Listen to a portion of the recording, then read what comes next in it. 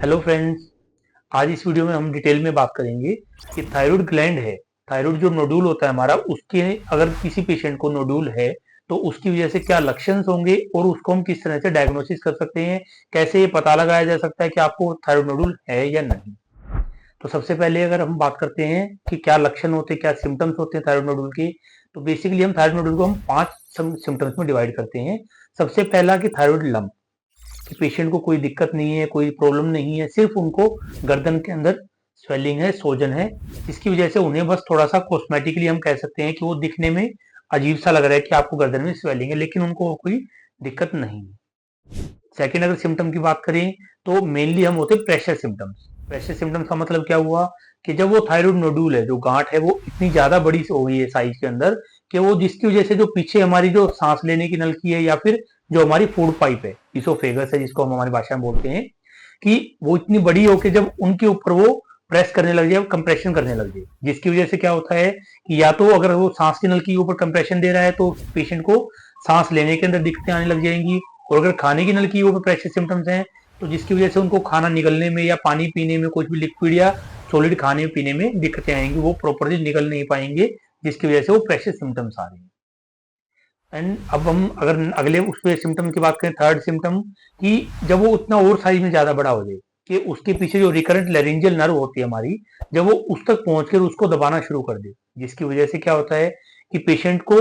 Voice change आ जाते हैं, कि वो वॉइस है वो प्रॉपर क्लियर नहीं होगी, या तो तुतलाने लग जाएगी, या फिर मोटी आवाज हो जाएगी, या फिर थोड़ा सा गड़गड़ाहट सी आने लग जाएगी, कि वॉइस प्रॉपर क्लियर नहीं होगी उनकी, कुछ ना कुछ वॉइस में चेंजेस होंगे, जिसको हम एक प्रेशर सिम्टम बोलते हैं, या फिर ये कहें कि साइज इतना बड़ा है जो पीछे की तरफ में पहुंचने लग गया है। नेक्स्ट फोर्थ सिम्टम जो हमारा है वो होता है मेनली पेन का, कि कुछ लोगों में हमने देखा है कि जब वो थायराइड नोडुल होता है, गर्दन के अंदर स्वेलिंग है, वो साइज ऐसा है जिसके अंदर क्या होता है, उन्हें पेन होता है। नॉर्मल भी पेन हो सकता है, खाने पीने में भी, किसी भी उसमें उन्हें गर्दन के अंदर पेन हो रहा है बहुत ज्यादा। और जब हमने ये भी पाया है कि जब हम उसको ट्रीट कर देते हैं, थायराइड नोडुल को जब हम एब्लेट कर देते हैं, तो उसके बाद में उनको सिम्टम्स चले भी जाते हैं। और हमने बहुत पेशेंट्स में ऐसा भी देखा है कि जिनको हमने थायराइड नोडुल का जब एब्लेट करते हैं, तो एब्लेट करने के बाद उन्हें कई बार पेन रहना शुरू हो जाता है नेक में, जो 2 से 3 हफ्ते में बाद में धीरे धीरे गायब भी हो जाता होता है। अब अगर अगली सिम्टम की बात करें, जो लास्ट है हमारा नंबर 5 पे, कि जिसको हम कहते हैं कि टॉक्सिक नोडुल। उसका मतलब क्या हुआ कि जो जो हमारा थायराइड ग्लैंड है, जो हमारी ग्रंथि है, उसका मेनली काम क्या होता है कि वो हार्मोन सिक्रीट करता है हमारी बॉडी में, और वो ऑलमोस्ट पूरी बॉडी के हमारे हार्मोन्स को रेगुलेट करता होता है। और जब कोई नोड्यूल होता है तो उसकी वजह से क्या हो जाता है कि वो नोड्यूल एक तरह से बहुत मल्टीपल में ज्यादा हार्मोन सिक्रीट करने लग जाता है। नॉर्मली अगर मान लो कि थायराइड अगर एक सिक्रीट कर रहा था, तो थायराइड नोड्यूल की वजह से हो सकता है 20 या फिर 40 हार्मोन सिक्रीट होना शुरू हो गए, जिसकी वजह से क्या होगा कि बॉडी के अंदर बहुत ज्यादा थायराइड हार्मोन बढ़ जाता है, जिसकी वजह से फिर पेशेंट को एंजाइटी, रेस्टलेसनेस, पैल्पिटेशन, ये सारी चीजें, या फिर हम कहें कि बहुत ज्यादा भूख लगेगी उनको, या फिर उनका वेट लॉस होना शुरू हो जाएगा। ये सारे सिम्टम्स है थायरोटॉक्सिकोसिस के, कि थायराइड की जो नोड्यूल है उसकी वजह से थायराइड के हार्मोन्स बढ़ गए और थायरोटॉक्सिकोसिस हो रही है पेशेंट को, जिसकी जो हम बोलते हैं टॉक्सिक नोड्यूल है। तो ये कुछ ऐसे सिम्टम्स हैं जो जनरली हमारे पास पेशेंट जो आते हैं, जो अपनी इन दिक्कतों के साथ लेके आते हैं। अब बात करते हैं हम पेशेंट का डायग्नोसिस का, कि अगर किसी पेशेंट को हमें चेक करना है कि उन्हें सच में कोई थायराइड नोडुल है भी या नहीं,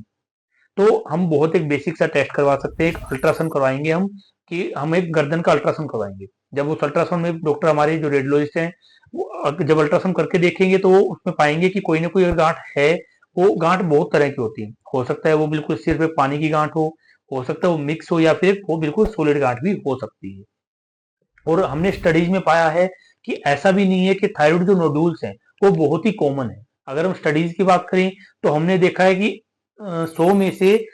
60 से 65% लोगों को, यानी कि 10 में से 6 से 7 लोगों को ये थायराइड नोडुल पाए जाते हैं। लेकिन इसमें घबराने की कोई बात नहीं है, और ऐसा भी नहीं है कि आप अभी जाके या अगले ही दिन जाके अपना चेक करवाओ कि मुझे थायराइड नोडुल है भी या नहीं। देखिए, मैंने आपको पहले ही बताया कि बहुत कॉमन है। जब आपको छोटा नोडुल है, कोई दिक्कत नहीं है, तो उसको हमें कुछ छेड़ने की जरूरत भी नहीं है। जब वो बड़ा हो, या फिर जो मैंने पहले सिम्टम्स बताए आपसे डिस्कस किए हैं, उनमें से कोई सिम्टम्स आपको आ रहे हैं, तब हम सोचें कि हमें उसको कुछ छेड़ने की, कुछ ट्रीटमेंट की जरूरत है या नहीं।